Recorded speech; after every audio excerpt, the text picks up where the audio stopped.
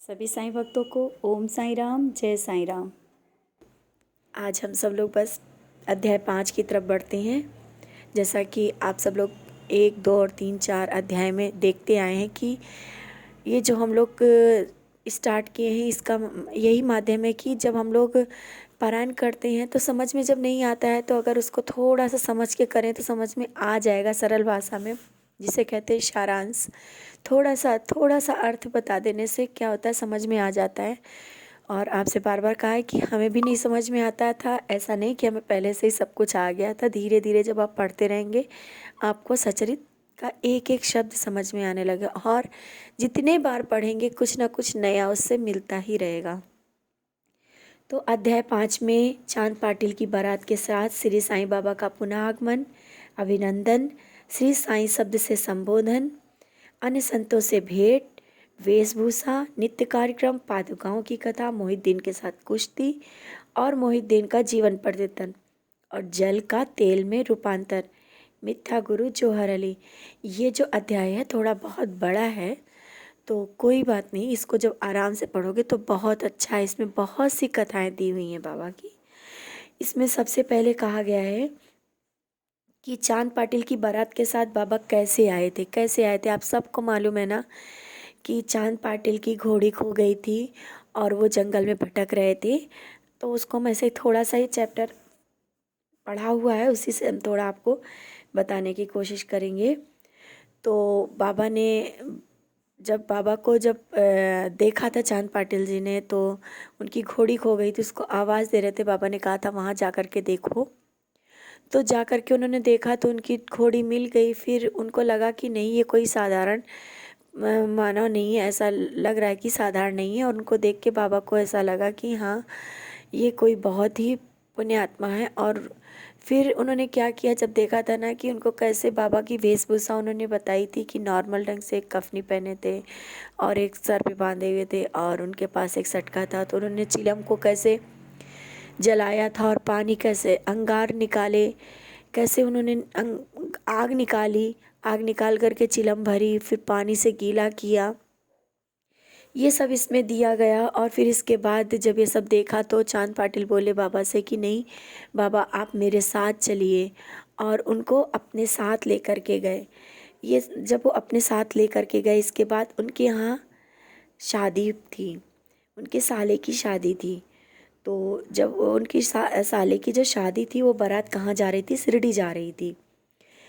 बाबा उन्हीं के साथ शिरडी चले गए, मतलब बारात के साथ बाबा शिरडी गए थे, क्योंकि उनके उनके यहाँ बारात जा रही थी। तो उस बारात के साथ ही बाबा शिरडी गए थे, और शिरडी में जाके ही बाबा रुक गए। ये तो बाबा की लीला थी ना हम लोगों के साथ, मतलब ये दिखाना था कि हाँ, हम बारात के साथ, बाबा को तो शिरडी जाना था, तो किसी न किसी के माध्यम से बाबा वहाँ पे शिरडी पहुँच गए और वहीं पे रुक गए। बाबा का निवास स्थान शिरडी हो गया। और जब बाबा शिरडी पहुँचे तो बाबा को साईं नाम कैसे प्राप्त हुआ। आप सबको बहुत सी चीज़ें मालूम होंगी कि बाबा को साईं नाम, अभी आप जब लोग जाते हो, खंडोबा मंदिर है ना, खंडोबा मंदिर, तो वहीं पे बाबा जब बारात जा कर के रुकी थी खंडोबा मंदिर के पास। ये जो खंडोबा मंदिर है बहुत ही पुराना मंदिर है। और जो वृक्ष है, एक पेड़, वहाँ पे आप देखोगे, वहाँ पे रुकी थी। खंडोबा मंदिर के सामने सब बैलगाड़ी वगैरह खोल दी गई थी, और वहाँ पे मालसापति पुजारी का काम करते थे, पूजा करते थे भोले बाबा की। और जब बाबा को उन्होंने वहाँ पे देखा ना, तो उनके मुँह से निकला, आओ साईं। मतलब उन्हें नहीं मालूम था, ये तो सब ऊपर से रची हुई लीला थी ना। उनके मुँह से निकला, आओ साईं। बाबा सामने खड़े थे और मंदिर से वो बाहर आ रहे थे, उनके मुँह से आया, आओ साईं। और उसी जगह से अपने बाबा को साईं नाम मिल गया, और हम लोग सब लोग बाबा को साईं कह के पुकारने लगे, और इसी नाम से बाबा फिर प्रसिद्ध हो गए। और फिर वहाँ पे जब शिरडी में रहे तो बाबा को बहुत से संतों का समागम, मतलब बहुत से संत और महात्मा लोगों का आना जाना, ये सब चीज़ें रही। तो इसलिए इसमें यहाँ दिया है हेडिंग ऊपर, अन्य संतों से संपर्क। शिरडी में आने पर भी मस्जिद में निवास करने लगे। बाबा जब शिरडी आए तो कहाँ निवास किया बाबा ने? मस्जिद में निवास किया। और देवीदास के एक संत, बहुत से मतलब संतों का नाम इसमें दिया गया है। देवीदास, जानकीदास, ये सब संत शिरडी में आए और बाबा से के साथ कुछ दिन समय बिताया, बात किया और उनके साथ रहे। गंगाधीर और वैश्य संत बहुधा बाबा के पास आया। मतलब बहुत से इसमें दिखाया गया है कि बाबा के पास सभी लोग आया जाया करते थे और कुछ दिन रुक करके चले जाते थे। और अपने बाबा तो कैसे थे? साधारण से, जैसे कि कुछ भी नहीं हो, एक साधारण व्यक्ति दिखते थे।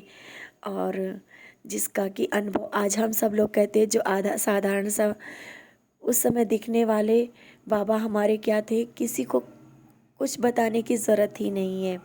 फिर इसके बाद है हम लोगों का बाबा का रहन सहन और नित्य कार्यक्रम।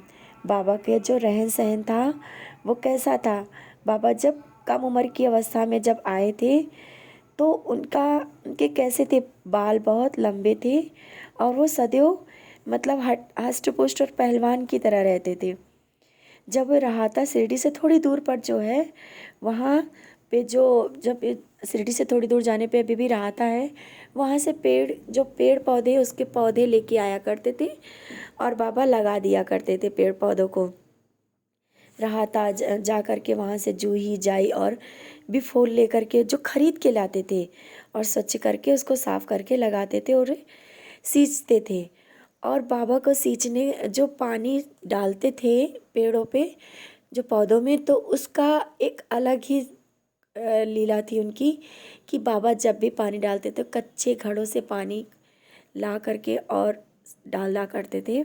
और जब पानी डाल दिया करते थे ना, तो वो घड़े जब उठा के रख देते तो वो अपने आप ही फूट जाते थे। और ये जो बाबा का एक कार्यक्रम था, डेली बाबा ऐसे ही करते थे और डेली ही कच्चे घड़ों से बाबा पानी डालते थे और वो घड़े फिर इसके बाद फूट जाते थे। फिर इसके बाद है नीम के वृक्ष के नीचे की पादुकाओं की। जब बाबा वहाँ पर शिरडी में रहे तो लोगों को लगा कि चलो नहीं, हम नीम के, जो बाबा जहाँ पे बैठे थे सबसे पहले बाबा आए थे नीम के वृक्ष के नीचे, तो सब लोगों ने कहा कि यहाँ पे पादुकाओं की पूजा करनी चाहिए, मतलब चरण पादुका बाबा की रखेंगे। तो बाबा ने भी हाँ बोला और उसमें बाबा ने मदद भी करी। तो उसमें बहुत से लोगों का इसमें नाम दिया हुआ है। तो सबने बाबा से बोला और बाबा ने पूरी मदद करी। श्री अक्कलकोट महाराज एक भक्त थे जिनका नाम भाई कृष्ण जी अलीबाग था। उसके चित्र का नित्य प्रति पूजन किया करते थे। एक समय उन्होंने सोलापुर आकर महाराज की पादुकाओं का दर्शन और मतलब उन्होंने अपने गुरु की पूजा, चरण की पूजा करना स्टार्ट किया था। परंतु प्रस्थान करने से और लेकिन जब उन्होंने अपने गुरु के नाम से वहाँ चरण पादुका स्थापित करने की, लेकिन सब तो एक ही है ना। उन्होंने कहा था मैं इस समय शिरडी में निवास कर रहा हूँ, उनके गुरु ने कहा। तो फिर इसके बाद आप समझ सकते हैं ना कि सब तो एक ही हैं। फिर वहाँ पे चरण पादुकाएं सबकी मदद से, सबके थोड़े थोड़े पैसे से, मतलब चंदा करके जो कहते हैं ना, वहाँ पे नीम के वृक्ष के नीचे चरण पादुकाएं स्थापित करी गई। कथा का पूर्ण। ठाणे के शरण ममल श्री वेद साईं बाबा के एक परम भक्त थे। उन्होंने सगुण मेरु नायक और गोविंद कमलकर दीक्षित से विषय पूछताछ की और पता, मतलब ये पूरा ये इसमें बताया गया है कि सिर्फ हम लोगों ने कैसे, अब जो हम लोग कथा पढ़ रहे हैं, बाबा उस नीम के वृक्ष के नीचे आए, फिर इसके बाद नीम के वृक्ष के नीचे पादुकाओं का मतलब पादुकाएं विराजित की गई और उसको किस तरह से चारों तरफ से घेरा बनाया गया, फिर उसकी पूजा स्टार्ट करी गई। सब लोग वहाँ पे पूजा करने लगे। पूरा ये जब आप पाठ पढ़ेंगे तो आपको बहुत ही अच्छा लगेगा। एक एक चीज़ें उसमें कैसे वहाँ पे कमल के फूल की आकृति बनाई गई, टाइल्स लगाए, मतलब हर चीज़ उसमें करा गया और उसको पूरा सही किया गया। इसके बाद बाबा ने मोहिद्दीन तंबोली के साथ कुश्ती का बाबा का इसमें दिया गया है। मोहिद्दीन एक तंबोली एक थे, उनके साथ बाबा ने कुश्ती कैसे करी। बाबा की तो ये लीला चल रही थी, हम लोग क्या जाने, ना ही वो जाने। तो एक शिरडी में पहलवान था जिसका नाम था मोहिद्दीन तंबोली। बाबा का उससे किसी विषय पर थोड़ी सी बात हो गई, दोनों में कुश्ती हुई, बाबा हार गए।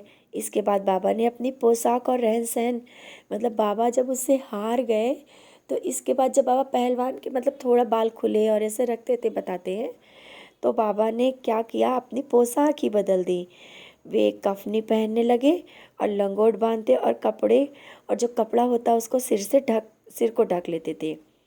वे आसान सहन के लिए, और वो उन्होंने अपना जीवन ही थोड़ा मतलब वैसे तो बदले ही हुए थे, बाबा को शुरू से वैसे ही रहते थे। थोड़ा सा एक टाट का कपड़ा होता था, वहाँ पे बाबा लेटने के लिए आसन कर लेते, और फटे पुराने चितड़े जितने भी बाबा उसी में संतोष कर लेते थे अपने साईं। बाबा कभी भी दिखावे को नहीं मानते थे, ना ही हम लोगों को इन चीज़ों में पढ़ना ही चाहिए। जितना हम भक्ति और सरल भाव से बाबा के चरणों में पहुंच जाएंगे ना, दिखावे में कभी नहीं पहुंच पाएंगे, क्योंकि दिखावा दिखावा होता है, वो थोड़ी देर के लिए रहेगा।